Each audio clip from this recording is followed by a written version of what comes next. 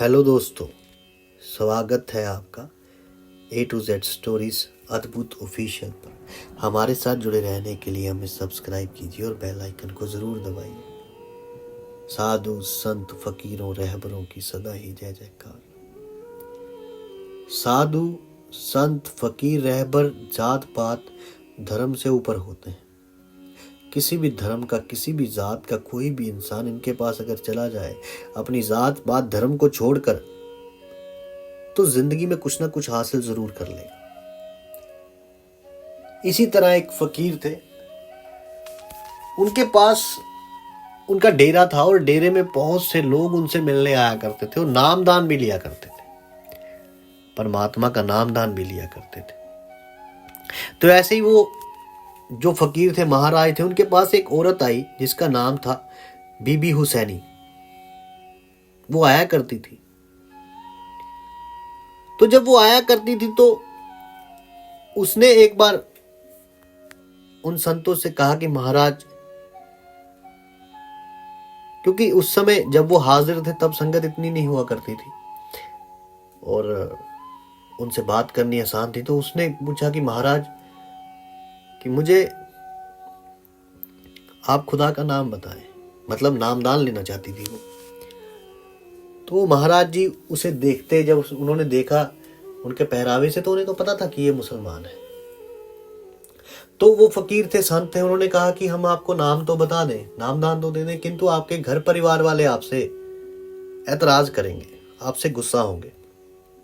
क्योंकि फकीर साधु संत ये नहीं चाहते कि किसी के घर में कोई कलेश हो उनकी वजह से या उनकी। तो उन्होंने कहा कि नहीं, कि आपके घर में कलेश हो सकता है, आपके घर वाले आप इतराज कर सकते हैं इससे। तो माई हुसैनी बोली कि मैंने क्या गलत किया है महाराज, फकीर जी, संत जी, मैंने तो आपसे परमात्मा का नाम ही तो पूछा है। अब उसकी सच्ची लगन को देखा तो वो महाराज जी ने उसे खुदा का नाम दिया, खुदा का नाम भी बताया और साथ में दया और प्रेम का तिनके से भी भर दिया। क्योंकि ये फकीर की नजर है जो खारे पानी को भी मीठा कर देती। तो वो जो माई हुसैनी थी, कहते हैं कि उसके पिछले जन्म की भक्ति थी, बहुत ज्यादा संस्कार थे। वो बिना नागा कोई भी दिन ऐसा नहीं था कि वो अभ्यास ना करती, ध्यान ना करती उस नामदान का। जब भी माई हुसैनी डेरे में आया करती उनके, तो सब लोग लाइन में लगे रहते कुछ पूछने के लिए। तो तब कहते हैं कि एक काशी से पंडित डेरे में आया करता था। तो उसने सोचा कि ये मुसलमान औरत तो अनपढ़ औरत है, क्या ये बाबा से पूछती होगी। तो एक दिन माई हुसैनी जब बाबा जी से मिलने आई, तो वो पंडित जो था वो पर्दे के पीछे छुप गया और देखने लगा और सुनने लगा कि ये क्या बोलती है और क्या पूछती है। तो माई हुसैनी ने ऐसे लफ्ज कहे कि महाराज, ब्रह्म से ऊपर जाने की बात वो कर रही थी। ब्रह्म से ऊपर, ब्रह्म से ऊपर भी है कुछ।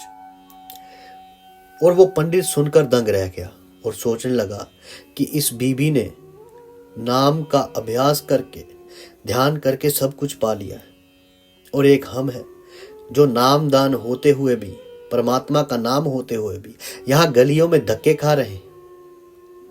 पंडित सोचता है कि हम ऐसे हैं जैसे हलवे में कड़छी। कड़छी को क्या पता कि वो हलवा है या क्या है, क्योंकि कड़छी अगर फेरते हो किसी चीज में, हलवे में फेर रहे हो, तो कड़छी को नहीं पता कि वो हलवे में फिर रही है, क्योंकि कड़छी तो कड़छी है। और बड़ा बेइज्जत उसने अपने आप को महसूस किया, लज्जित महसूस किया और लज्जित होकर बाहर आ गया।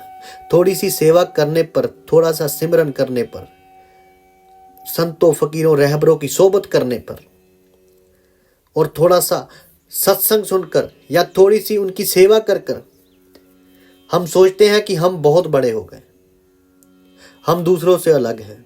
हम फकीर के दर पे जाते हैं, हम उससे अलग हैं। हम साईं के दर पे जाते हैं, हम उनसे अलग हैं लोगों से।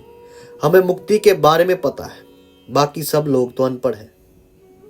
मगर प्रीत कहां है, इश्क कहाँ है, मोहब्बत कहाँ है? जब तक हमारी आंखों से उस गुरु के मिलाप या उस पीरो मुर्शिद के मिलाप के आंसू नहीं निकलते, वैराग के आंसू नहीं निकलते, दिखावे के नहीं, विराग के आंसू। हमारी प्रेम, हमारी प्रीत अनेक अनेक नालियों से बह रही है।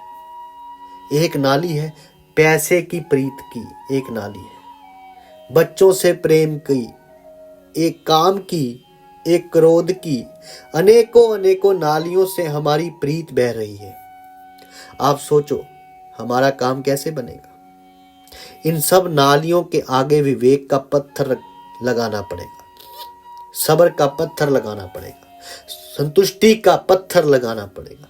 जब सब नालियों के आगे पत्थर लग जाएगा तो हमारी गुरु प्रीत की जो एक तरफ बड़ी नदी से बहने लगेगी, एक तरफ से बड़ी नदी से बहने लगी थी, फिर हमारे विचारों की शून्यता में सिर्फ गुरु, मुर्शिद, रहबर ही रह जाएगा। करनी हमने करनी है, दया मेहर सतगुरु ने करनी है। साईं जी फरमाते थे ना, साईं लाडी शाह जी फरमाते थे, उनसे कोई कहता कि सरकार नजरों करम करना या हम पर कृपा कीजिए, तो वो कहते तुम कोशिश करो, हम कशिश करेंगे।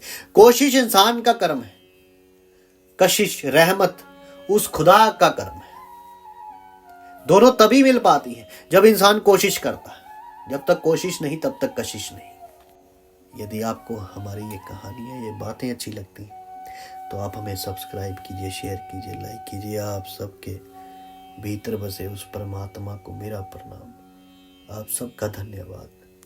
साधु संत गुरु रहबरों फकीरों की सदा ही जय जयकार।